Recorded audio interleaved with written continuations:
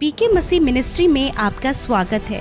हम वचन और प्रार्थना के द्वारा लोगों को आत्मिक जीवन में आगे बढ़ने के लिए उत्साहित करते हैं।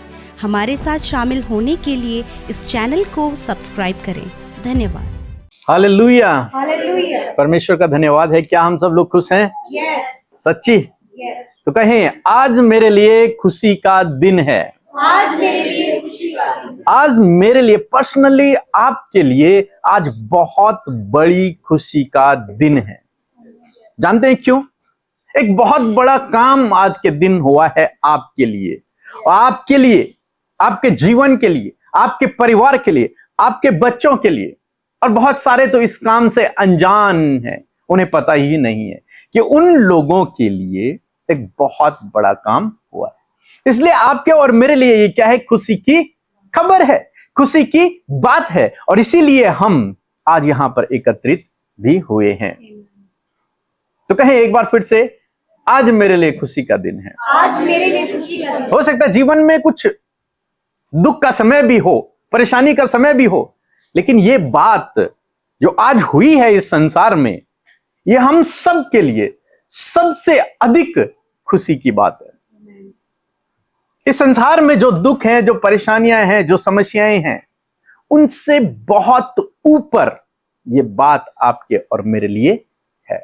जैसे कि हम सभी लोग जानते हैं कि आज क्या है? ईस्टर है आज। यानी कि प्रभु यीशु मसीह के जी उठने का क्या है? दिन है। और आज से 3 दिन पहले यानी कि फ्राइडे को यीशु मसीह को क्रूस पर चढ़ा दिया गया था, और उन्हें उस क्रूस पर मृत्यु दंड दे दिया गया था, और उनकी वहां मृत्यु हो गई। और जब मृत्यु हो गई, उसके बाद यीशु मसीह को एक कब्र में रख दिया गया। मृत्यु के बाद हम सभी लोग जितने भी संसार में हैं, सबकी एक न एक दिन क्या होती है? मृत्यु होती है। चाहे वो कितना भी बलवान हो, चाहे कितना भी सामर्थ्य हो, कितना भी धनवान हो, कोई भी क्यों ना हो, लेकिन यदि वो इस संसार में आया है तो उसकी मृत्यु होना निश्चित है। चाहे वो अपने कितना भी ध्यान रख ले अपना, चाहे वो कुछ भी क्यों ना कर ले, कि उसके बावजूद उसका मरना क्या है? तय है। कई बार हम सुनते हैं कि परमेश्वर ने उसके लिए इतने ही दिन रखे थे, उसका जीवन काल ही इतना था, परमेश्वर ने उसे बुला लिया। इन सब बातों को हम लोग सुनते हैं। ईश्वर ने उसे अपने पास बुला लिया, उसकी मृत्यु हो गई। मीन्स इस संसार में हर एक व्यक्ति क्या होता है? मरता है।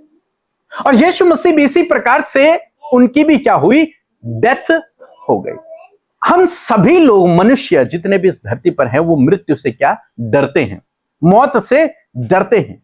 और यदि उन्हें पता चल जाए कि वो मृत्यु के करीब हैं, तो उससे पहले ही मर जाएंगे। क्यों? सारे एक व्यक्ति नहीं चाहता कि उसकी मृत्यु हो। कोई भी नहीं चाहता। मैं कभी नहीं चाहता कि मेरी मृत्यु हो। चाहते हो? कोई चाहता है? नहीं चाहता। इस दुनिया का कोई भी व्यक्ति नहीं चाहता। वो चाहता है मैं इस धरती पर जीऊं और काम करूं, ये करूं, वो करूं, आनंद करूं। लेकिन एक यीशु मसीह है जिन्हें पता है कि मुझे मरना है, लेकिन वो फिर जानबूझकर वहीं जा रहे हैं। वो जानबूझकर उसी स्थान पर जा रहे हैं जहां उनकी मृत्यु होना निश्चय है, तय है कि यहां पर इन्हें मारा जाएगा। वो वहीं पहुंच गए। और क्या हुआ आप जानते हैं कि उन्होंने अपने आप को उन मारने वालों के हाथों में सौंपृद कर दिया। ऐसा नहीं हुआ कि लोग उन्हें पकड़ कर लेके गए और उन्होंने उन्हें टांग दिया। नहीं, ऐसा नहीं हुआ। ऐसी तो किसी की हिम्मत भी नहीं थी। लेकिन उन्होंने अपने आप को दिया कि मुझे पकड़ो, मुझे मारो, मुझे लेकर जाओ, मुझे क्रूस पर चढ़ा दो। इसीलिए हम बलि और दान उसे कहते हैं। दान दिया उन्होंने अपने आप को। हम क्या करते हैं? हम मौत से डरते हैं, भागते हैं। लेकिन उन्होंने क्या किया? मौत को एक तरीके से गले लगा दिया कि हां, मुझे पकड़ो, लेकर जाओ, मारो, पीटो। उन्होंने कोई विरोध नहीं किया, कुछ भी नहीं किया, और उन्हें मारा गया, क्रूस पर चढ़ा दिया गया। उनकी मृत्यु हो गई। उसके बाद उन्हें कब्र पर रख दिया गया और एक बड़ा पत्थर कब्र के आगे रख दिया गया। और तब हम पढ़ते हैं मत्ती रचित सुसमाचार, मेरे साथ में निकाल लेंगे, और उसका 28 अध्याय और 6 पद। वह यहाँ नहीं है, परंतु अपने वचन के अनुसार जी उठा है। जी, वह यहां नहीं है। स्वर्गदूत मरियम से कहते हैं और स्त्रियों से कहते हैं जो सुबह सुबह यीशु की कब्र को, यीशु को देखने के लिए आए थे। उनके पास स्वर्गदूत ने कहा कि वह यहां नहीं है, जिसे तुम ढूंढ रहे हो वो यहां नहीं है, बल्कि क्या हो चुका है, मृतकों में से जी उठा है। वो जिंदा हो गया है, वो अब मुर्दा नहीं है। तुम उसे मरे हुए में क्यों ढूंढ रहे हो? वो क्या हो चुका है, जीवित हो चुका है। तो यहां पर हम एक बात को देखते हैं, मृत्यु को। किसको देखते हैं? मृत्यु को देखते हैं कि यीशु मसीह की भी मृत्यु हुई। हम सब इंसान, जितने भी इंसान हैं, उन सब की क्या होती है, मृत्यु होती है। जानवरों की मृत्यु होती है। कोई भी यहां लंबे समय तक नहीं है। मृत्यु के बारे में हम लोग पढ़ते हैं। अब ये मृत्यु कहां से आई? कभी सोचा आप लोगों ने इस बारे में कि ये मृत्यु कहां से आई? क्या परमेश्वर ने इस मृत्यु को बनाया? बनाया तो इसलिए बनाया कि भाई ये जो मेरा बेटा है ये जल्दी मर जाए। आदम और हवा उसके बच्चे हैं, मनुष्य उसके बच्चे संतान है। क्या परमेश्वर ने इसलिए उस मौत को बनाया कि मेरा बेटा जो है जल्दी मर जाए, इसकी डेथ हो जाए? क्या एक पिता ऐसा सोच सकता है? नहीं सोच सकता। तो मृत्यु कहां से फिर आ गई? कैसे इस मृत्यु का शुरुआत हो गई? इस मृत्यु की हम लोग देखते हैं, एक कोई भी कंपनी, अलग अलग कंपनियां आज इस दुनिया में हैं और अलग अलग कामों को करती हैं। जब कोई भी कंपनी किसी प्रोडक्ट को बनाती है तो उसके साथ में एक नियम भी बनाती है। जैसे कोई मुझे अपना फोन दे सकता है, जैसे ये फोन है, सपोज ये फोन है, तो जब आपने ये फोन खरीदा होगा तो इसके साथ में एक बुकलेट भी आपको मिली होगी, और उस बुकलेट में कुछ गाइडलाइन होती हैं कि कैसे इस फोन को ऑपरेट किया जाए, कैसे चार्ज करना है, कौन सा चार्जर इसमें लगेगा, ये कितने घंटे तक चार्ज करना है, कहां इसे रखना है, पानी के अंदर इसे छोड़ देना है, आग में इसे डाल देना है। ऐसा ऐसा ऐसा लिखा रहता है उसमें। उसमें क्या लिखा रहता है? पानी से क्या करें, इसको दूर रखें, सुरक्षित रखें। आग से भी क्या रखें, सुरक्षित रखें। यहां तक कि बैटरी के लिए भी लिखा रहता है कि इसे आग में न डालें। आखिर क्यों? हर एक मैन्युफैक्चरर, हर एक कंपनी जब कोई प्रोडक्ट बनाती है तो उसके साथ में बहुत सारी गाइडलाइन भी देती है, नियम भी बनाती है, ताकि वो प्रोडक्ट बहुत अच्छे से काम को कर सके।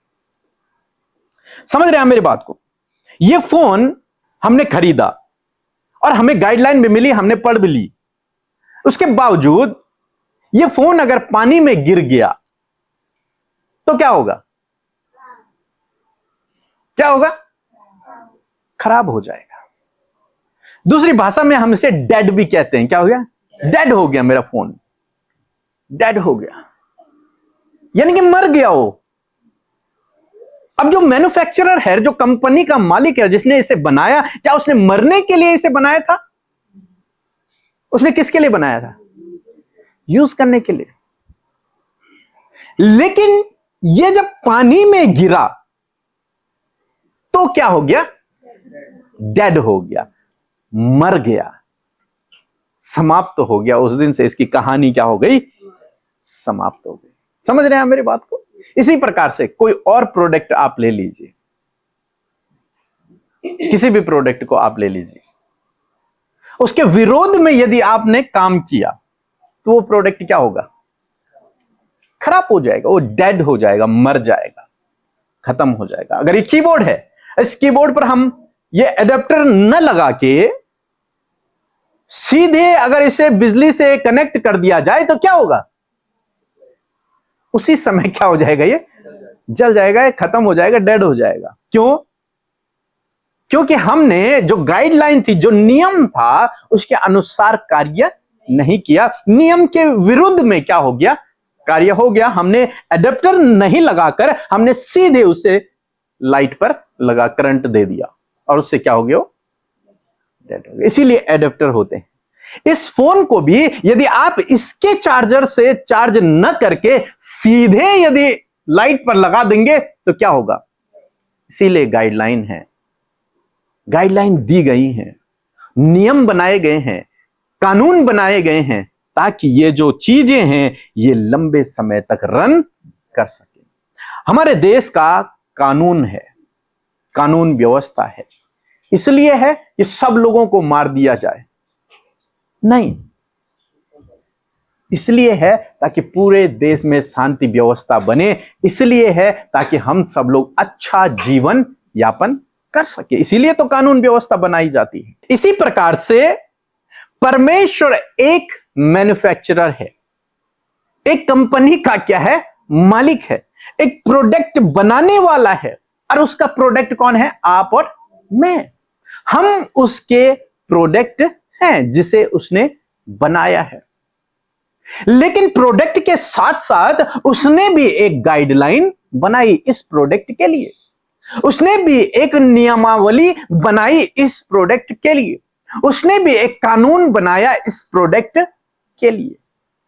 और कानून क्या था? उत्पत्ति किताब निकाल लेंगे और उसका 2 अध्याय और 17 पद यदि आप पढ़ेंगे तो वहां पर क्या लिखा है? जी जोर से पढ़ ले। पर भले या बुरे के ज्ञान का जो वृक्ष है उसका फल तू कभी ना खाना, क्योंकि जिस दिन तू उसका फल खाएगा उसी दिन अवश्य मर जाएगा। जी क्या लिखा? कि भले और बुरे ज्ञान का जो ये वृक्ष है तो इसका फल कभी मत खाना, और यदि तू खा दिया जिस दिन तूने तो निश्चय उसी दिन क्या हो जाएगा? मर जाएगा। अब परमेश्वर ने एक प्रोडक्ट बनाया, वो था आदम और हवा, और उनके लिए एक गाइडलाइन बनाई, एक नियम बनाया। वो नियम था क्या? कि इस पेड़ को कभी भी, इसका फल तू कभी भी मत खाना, और यदि तू खा लेगा तो तेरी क्या हो जाएगी? मृत्यु हो जाएगी। जैसे इस फोन के लिए नियम है कि इस फोन को कभी भी पानी में मत डालना, और यदि वह पानी में गिर जाएगा तो यह फोन उसी दिन डेड हो जाएगा। इसमें मैन्युफैक्चरर की कोई गलती है? इसमें परमेश्वर की कोई गलती है? उसने तो एक प्रोडक्ट बनाया और उस प्रोडक्ट के लिए उसने एक नियम बना दिया कि बेटा ये पेड़ जो है इसका फल तुम्हें नहीं खाना है। अब क्यों नहीं खाना वो हम बाद में देखते हैं, लेकिन यहां पर परमेश्वर ने एक गाइडलाइन बनाई, और उस मृत्यु में कोई सामर्थ्य नहीं थी। परमेश्वर ने आदम को मृत्यु को इंट्रोड्यूस करवा दिया, जैसे मैन्युफैक्चरर ने हमें इंट्रोड्यूस करवा दिया कि इस फोन को पानी में मत डालना, ऐसे परमेश्वर ने उसे एक इंट्रोड्यूस करवा दिया कि ये पेड़ है परंतु इसका फल मत खाना, और अगर खा दिया तो मृत्यु आ जाएगी। मृत्यु पहला शब्द हमें यहां पर पढ़ने को मिलता है, पहली बार हमें सुनने को मिलता है मृत्यु के विषय में। अब इस मृत्यु में कोई पावर नहीं थी। आज मृत्यु के पास पावर है, सभी लोग मर रहे हैं, लेकिन उस समय कोई मरता नहीं था। उस समय उसके पास कोई पावर नहीं थी, वो पावरलेस थी। केवल मृत्यु है, एक मतलब डेड सामान यहां पे पड़ा हुआ है, इस तरीके से समझ लो। मृत्यु भी क्या थी? मरी हुई थी। मृत्यु भी क्या थी? डेड थी, मरण स्थिति में थी। उस पर कोई जीवन नहीं था, मीन्स वो एक्टिवेट नहीं थी, वो डेड पड़ी हुई थी। और परमेश्वर ने आदम को क्या कर दिया? इंट्रोड्यूस करवा दिया। अब ये जो मृत्यु थी ये एक्टिवेट कैसे हुई? जब तक ये फोन मेरे हाथ में है, जब तक ये फोन मेरे जेब में है, तब तक इसको मृत्यु नहीं आ सकती। लेकिन जब ये पानी में गिरा उसी समय इसकी मृत्यु क्या हो गई? एक्टिवेट हो गई, और इसकी डेथ हो गई। फोन की क्या हो गई? डेथ हो गई। ऐसे ही यहां पर हुआ। परमेश्वर ने नियम बनाया, पहले प्रोडक्ट बनाया, आदम और हवा को बनाया, उनके लिए एक नियम कानून बना दिया कि इस पेड़ के फल को कभी मत खाना।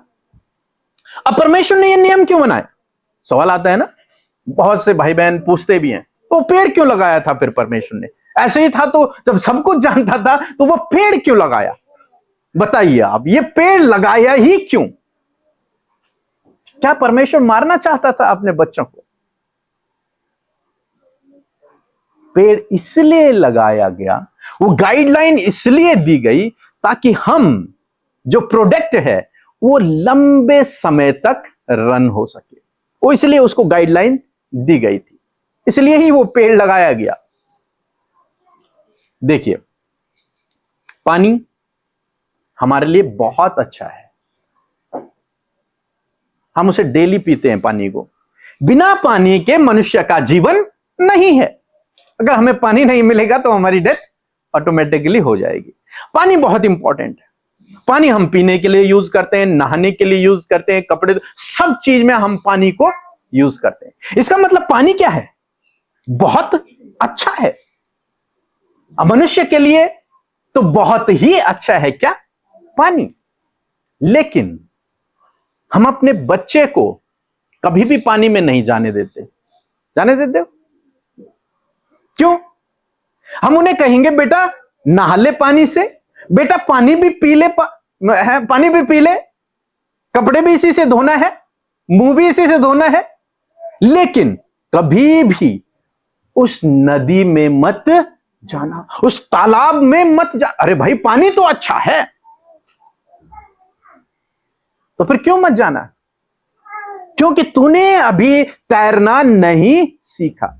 और जिस दिन तू तैरना सीख जाएगा उस दिन तो वहां भी जा सकता है। पर नदी में फिर भी हम मना करते हैं कि नहीं, नदी में नहीं जाना, बड़े तालाब में नहीं जाना। क्यों नहीं जाना? क्योंकि वहां जाते ही तुम्हें तैरना नहीं आता, वो पानी तुम्हें डुबा लेगा और तुम्हारी मृत्यु हो जाएगी। इसीलिए बचपन से ही मां बाप अपने बच्चों को सिखाते हैं कि पानी में नहीं जाना। पानी तो अच्छा है, पानी तो हमारे लिए बेस्ट है, बिना पानी के तो जीवन ही नहीं है, लेकिन यह पानी ही किसी का जीवन भी ले लेता है। कितनी कहानियां हम लोग सुनते हैं कि पानी में डूबकर उनकी मृत्यु हो गई। इसी प्रकार से यह जो परमेश्वर ने नियम बनाया था, यह नियम आपके और मेरे लिए बेस्ट था, भलाई के लिए था। यह जो पेड़ लगाया गया था यह आपके और मेरे लिए बेस्ट था, हमारी भलाई के लिए था, वो ज्ञान का वृक्ष था। लेकिन उसे एक समय पर हमें दिया जाता। लेकिन यहां पर क्या हुआ? वो अच्छा है लेकिन इन्होंने उसे खा लिया, एक तरीके से मिसयूज कर लिया। जो नहीं करना था, जिसके लिए मना किया गया था, वो इन्होंने कर लिया। अब पानी अच्छा है, हमने अपने बच्चे को कहा बेटा नदी में नहीं जाना, वो जानबूझकर फिर भी नदी में चला गया, तो इसमें अब मेरी क्या गलती? मेरी कुछ गलती है? मैंने तो उसे गाइड किया था कि बेटा पानी में नहीं जाना, क्योंकि पानी डेंजरस है। लेकिन यही पानी तेरे लिए तो जीवन भी है। अब पानी में चला गया तो वहां क्या होगी? मृत्यु। क्योंकि वो पानी क्या है? बच्चे के लिए या फिर हर एक उस व्यक्ति के लिए जिसे तैरना नहीं आता, उसके लिए हानिकारक है। और यहां पर ऐसे ही हुआ। तो परमेश्वर ने जो नियम बनाया या फिर जो पेड़ लगाया था, वो हमारी भलाई के लिए ही था। पानी किसके लिए है? हमारे लिए, हमारी भलाई के लिए है। इसी प्रकार से वो हमारी भलाई के लिए ही था, हमारी बुराई के लिए नहीं था। एक वचन हम लोग पढ़ेंगे, रोमियो की किताब, उसका 7 अध्याय 12 और 13 पद। यहां पर लिखा है, इसलिए व्यवस्था पवित्र है और आज्ञा भी ठीक और अच्छी है। परमेश्वर का वचन कहता है कि व्यवस्था क्या है, नियम क्या है? पवित्र है। और आज्ञा भी जो परमेश्वर ने दी है वो भी ठीक है और अच्छी है, उनमें कोई भी बुराई नहीं है। तो क्या वह जो अच्छी थी मेरे लिए मृत्यु ठहरी? जो अच्छी चीज थी, जिसे मैं बोल रहा हूं कि वो पेड़ क्या था? अच्छा था, तो क्या वो मेरे लिए मृत्यु ठहरी? कदापि नहीं। परंतु पाप उस अच्छी वस्तु के द्वारा मेरे लिए मृत्यु का उत्पन्न करने वाला हुआ और उसका पाप होना प्रकट हो और आज्ञा के द्वारा पाप बहुत ही पापमय ठहरे। मीन्स उस अच्छी वस्तु के द्वारा, जिसे हम अच्छी कह रहे थे अभी, उस अच्छी वस्तु के द्वारा मेरे लिए मृत्यु क्या हो गई? वहां से उत्पन्न हो गई। मीन्स उस आज्ञा से, जो परमेश्वर ने जो नियम बनाया था, वहीं से क्या हुई? मृत्यु की शुरुआत हुई। अब जब इन्होंने परमेश्वर की उस आज्ञा का उल्लंघन किया, समझ रहे हैं मेरी बात को, जो नियम बनाया गया था, अब ये नियम बनाया गया कि भाई ये फोन है, इसे पानी से दूर रखना, अब मैंने जानबूझ के पानी में डाल दिया या फिर अचानक से पानी में गिर गया, तो उस आज्ञा का, उस मैन्युफैक्चरर का जो रूल था, जो नियम था, उसका मैंने क्या कर दिया? उल्लंघन कर दिया। और जब मैंने उसके विरोध में काम किया तो वो परमेश्वर की दृष्टि में पाप गिना गया। परमेश्वर की दृष्टि में क्या गिना गया? पाप गिना गया। मीन्स आज उस नियम के उल्लंघन से क्या हुआ? पाप की उत्पत्ति हुई, और पाप से क्या आई? मृत्यु इस संसार में आ गई, वो डेड हो गया। अब मृत्यु तो केवल आदम और हवा को आनी चाहिए थी, फिर सारे संसार में कैसे चली गई वो? आप जानते हैं, जब कोई नियम बनाया जाता है, अभी उत्तराखंड में या फिर इंडियन गवर्नमेंट में बहुत सारे नियम कानून बदलाव किए जा रहे हैं, और जिन नियमों को बदलाव किया जा रहा है, क्या वो केवल आपके और मेरे लिए है? नहीं, आपके मेरे लिए तो है, जो हम इस संसार में है। अगर कोई नियम अगर चेंज हुआ है, कोई नया नियम लागू हुआ है, तो आपके और मेरे लिए तो है। लेकिन जो बच्चे अभी अपने मां के गर्भ में हैं, उनके लिए भी वो नियम है। जो भी पैदा भी नहीं हुए, उनके लिए भी वो नियम है। जिनकी अभी शादियां भी नहीं हुई, उनके कब बच्चे होंगे, उनके लिए भी वो नियम है। क्योंकि वो गवर्नमेंट ने आज से वो नियम बना दिया, और वो तब तक रहेगा जब तक उस पर बदलाव न किया जाए, और नहीं किया जाएगा तो वो चलता ही रहेगा। हमारा संविधान इतने साल पहले बना, वो तब के लोगों के लिए, लेकिन आज तक बना हुआ और आगे भी बना रहेगा। क्योंकि कानून एक बार बनता है, नियम एक बार बन गया, और वो सबके लिए होता है। जो अभी गर्भ में भी हैं उनके लिए भी, जो अभी पैदा भी नहीं हुए उनके लिए भी, जिनकी शादियां भी नहीं हुई उनके बच्चों के लिए भी वो नियम होता है। समझ रहे हैं ना? इसी प्रकार से जब परमेश्वर ने वो गाइडलाइन बनाई थी, न केवल आदम और हवा के लिए, बल्कि उनकी पूरी पीढ़ी के लिए बनाई, पूरी जनरेशन के लिए बनाई। अब वो फेल हो गए तो उनकी पूरी जनरेशन क्या हो गई? फेल हो गई। वो सारे के सारे क्या हो गए? उसमें उसके भागी हो गए, क्योंकि बच्चे कहां हैं? हमारे गर्भ में हैं, स्त्री के गर्भ में हैं। तो सारे के सारे उस कानून के, उस नियम के अंडर में आ गए। तो उसके हिसाब से आप और मैं, हम सब लोग ने आज्ञा उल्लंघन कर दिया, और उल्लंघन के बाद हम परमेश्वर की दृष्टि में पापी ठहरे, और पापी के बाद हमें मृत्यु आना क्या हो गया? निश्चित हो गया। क्यों? क्योंकि वो नियम क्या हो गया? सब पर लागू हो गया। अब पाप की मजदूरी क्या है? मृत्यु। अब जिसने पाप किया उसकी मृत्यु होगी। आप कहेंगे हमने तो कभी किया ही नहीं, हमारे उस आदम ने किया था पाप, इसलिए आज भी मृत्यु सारी दुनिया में सबको आ रही है। जी आगे चलते हैं हम लोग। अब ये मृत्यु को सॉल्व करना बहुत बड़ा टास्क बन गया मनुष्यों के लिए, हर एक व्यक्ति के। कैसे इस मृत्यु से निजात पाई जाए, कैसे? इसलिए बहुत सारे प्रोसेस को हम इस दुनिया में देखते हैं कि भाई ऐसे करने से बड़ा लंबा प्रोसेस लोग सुनाते हैं कि भाई 84 लाख योनियों से इंसान गुजरता है, उसके बाद उसको मोक्ष की मोक्ष मतलब इस मृत्यु से आजादी मिलती है, ऐसा लोगों का मानना है। लेकिन यहां पर एंट्री होती है यीशु मसीह की। किसकी एंट्री होती है? हीरो की एंट्री होती है। जैसे पिक्चर हम देखते हैं, पिक्चर में और बीच में एक बार क्या होती है? हीरो की एंट्री होती है। और जब हीरो की एंट्री होती है तो फिर बड़ा धमाल वहां पर मचता है। यीशु मसीह आए। अब क्यों आए? कि जो नियम था, समझ रहे हैं, जो स्टार्टिंग में, इस पेड़ के फल को मत खाना, यदि खा लेगा तो तेरी मृत्यु हो जाएगी, उस नियम को, उस कानून को यीशु मसीह पूरा करने के लिए इस धरती पर आए। क्योंकि बहुत सारे लोग, लेकिन उसे पूरा न कर सके। आदम तक पूरा नहीं कर सका, कोई भी पूरा नहीं कर सका। तब स्वयं परमेश्वर आए, प्रभु यीशु मसीह आए। उन्होंने कहा मैं इस नियम को पूरा करूंगा। और जब वो नियम पूरा हो जाएगा तो वो मृत्यु जो थी वो फिर से डेड हो जाएगी, फिर से पावरलेस हो जाएगी, तब उसकी सामर्थ्य क्या हो जाएगी, समाप्त हो जाएगी। इसीलिए यीशु मसीह आए और यीशु मसीह ने कहा, यह ना समझो कि मैं व्यवस्था को लोप करने आया हूं। नहीं, मैं व्यवस्था को लोप करने नहीं, मैं व्यवस्था को पूरा करने आया हूं। मैं आज्ञा को तोड़ने नहीं, मैं आज्ञाओं को पूरा करने आया हूं। मैं उस कानून को तोड़ने नहीं, मैं उस कानून को पूरा करने के लिए आया हूं। हम तो पूरा कर नहीं पाए, इसलिए यीशु मसीह आए।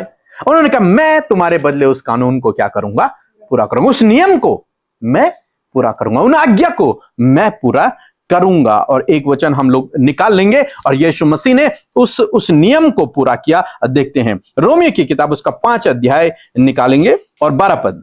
इसलिए जैसा एक मनुष्य के द्वारा पाप जगत में आया, जी, जैसा एक मनुष्य के द्वारा, वो कौन था, आदम हवा, उसके द्वारा पाप संपूर्ण जगत में आ गया, उसी प्रकार से आगे क्या लिखा है, और उस पाप के द्वारा मृत्यु आई।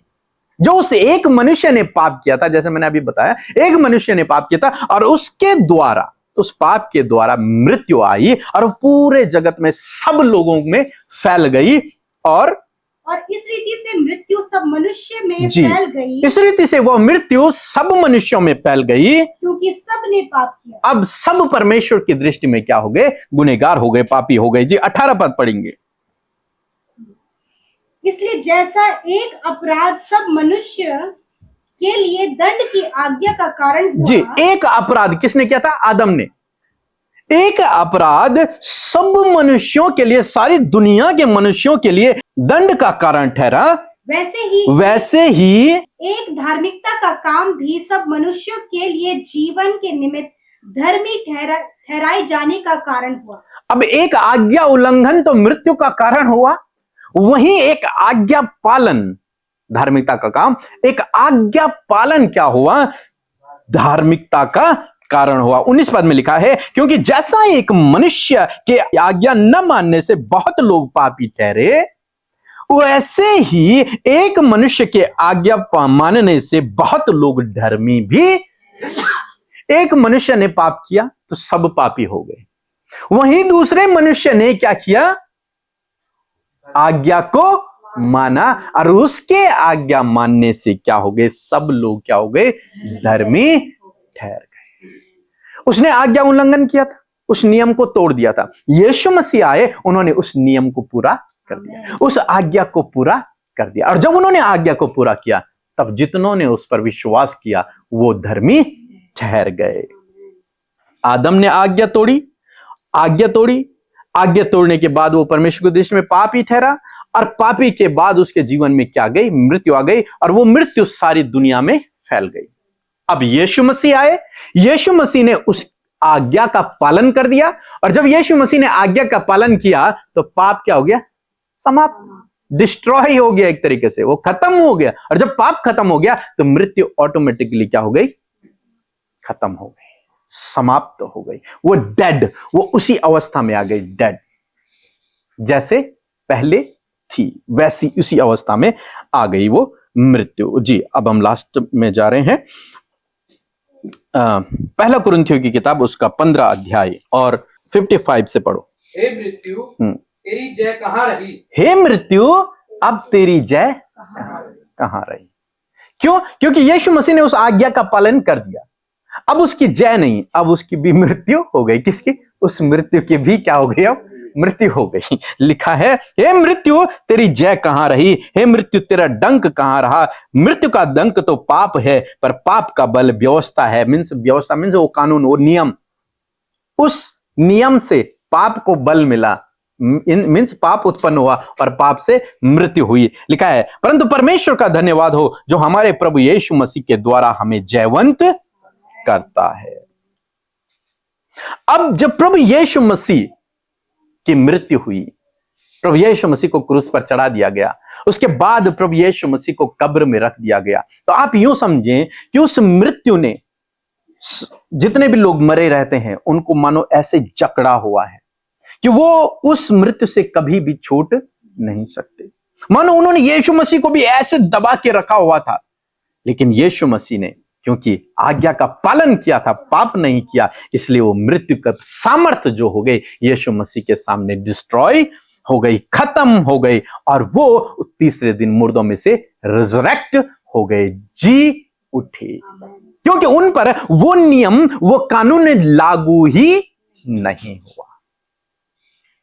उन्होंने उस कानून का उल्लंघन किया ही नहीं, और वो उस मृत्यु की सामर्थ्य को पार करके जी उठे।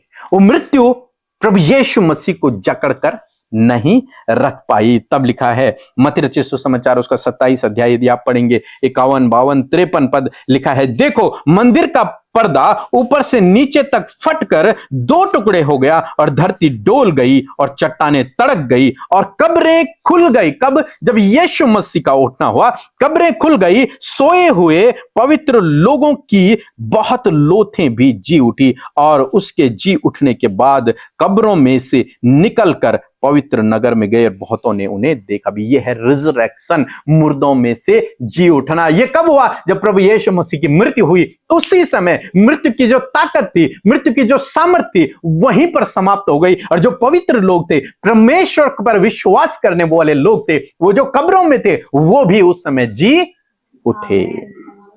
जैसे हम लाजर के विषय में भी पढ़ते हैं, लाजर भी तीसरे दिन मुर्दों में से क्या होता? जी उठा था, जब प्रभु यीशु मसीह ने उसे कहा। क्यों? क्योंकि वो मृत्यु प्रभु के लोगों को जकड़कर नहीं रख सकती, क्योंकि प्रभु ने उसे पावरलेस कर दिया है, सामर्थ्यहीन कर दिया। पहले उस पर सामर्थ्य थी, लेकिन अब नहीं है। लिखा है मत्ती रचित सुसमाचार जो हमने अभी पढ़ा, कि वह यहां नहीं है, वह जी उठा है। प्रभु यीशु मसीह जी उठा है। पहला कुरिन्थियों की किताब उसका 15 अध्याय कहता है, 20 से 25 पद, लिखा है कि परंतु सचमुच मसीह मुर्दों में से जी उठा, और जो सो गए हैं उनमें वो पहला फल हुआ। क्योंकि जब मनुष्य के द्वारा मृत्यु आई, तो मनुष्य ही के द्वारा मरे हुओं का पुनरुत्थान भी आया। जैसे आदम में सब मरते हैं, वैसे ही मसीह में सब जिलाए जाएंगे। जैसा हमारा प्रभु यीशु मसीह तीसरे दिन मुर्दों में से जी उठा, उसी प्रकार से आप और मैं जो उस पर विश्वास करते हैं, जब हम मरेंगे उसके बाद हम जी उठेंगे, क्योंकि वो मृत्यु आपको और मुझे भी जकड़कर नहीं रख पाएगी। जिसे हम कहते हैं कि लोग मृत्यु के बाद कहां जाएंगे? न्याय होगा, वो नरक चले जाएंगे, लेकिन आप और मैं कहां जाएंगे? स्वर्ग। क्यों? क्योंकि उस मृत्यु का हम पर कोई अधिकार नहीं है। लिखा है जैसे प्रभु यीशु मसीह जी उठे, वैसे ही आप और मैं भी जी उठेंगे और उसके साथ में राज्य करेंगे। प्रभु यीशु मसीह को वो मृत्यु की रस्सियां जकड़ कर नहीं रख पाई, वैसे ही आपको और मुझे भी वो मृत्यु की रस्सियां जकड़ कर नहीं रख पाएंगी। आप और मैं भी उसके साथ में जी उठेंगे। यह है मृत्यु पर जय। यीशु मसीह ने उस मृत्यु पर जय को प्राप्त कर लिया। जिस मृत्यु ने सबको हरा दिया था, उस पर प्रभु यीशु मसीह ने विजय को प्राप्त कर दिया। और प्रभु यीशु ही नहीं, अब उस पर विश्वास करने वाले जितने भी लोग हैं, आप और मैं, हम सब भी उस मृत्यु पर क्या हैं? विजयी हैं। आइए हम लोग प्रार्थना करें। प्रभु यीशु मसीह, हम आपका धन्यवाद करते हैं पिता परमेश्वर, इस सुंदर समय के लिए मेरे प्रभु, इस दिन के लिए प्रभु, जिस दिन में प्रभु आप तीसरे दिन मुर्दों में से जी उठे हैं, ताकि आपके साथ हम भी एक दिन मुर्दों में से जी उठें प्रभु। इसलिए हम आपका धन्यवाद करते हैं। वो मृत्यु ने, उन मृत्यु की रस्सियों ने जो लोगों को जकड़ा हुआ है प्रभु पिता, हम धन्यवाद करते हैं कि आप पिता परमेश्वर पुनरुत्थित हुए प्रभु, और आपने हम सबको एक दिन, आप हम सबको भी उस मृत्यु से प्रभु आप जिला उठाएंगे प्रभु। इसलिए हम आपका धन्यवाद करते हैं प्रभु। सच में प्रभु, उस मृत्यु के बड़े बंधन से प्रभु आपने हम सबको आजाद किया। उस जीवन और मरण के उस चक्र से प्रभु तूने हमें छुटकारा दिया। इसलिए हम आपका धन्यवाद करते हैं प्रभु। Thank you Jesus. धन्यवाद हो। सारी आदर और महिमा आपको देते हुए प्रार्थना प्रभु यीशु के नाम से मांगते हैं। आमीन।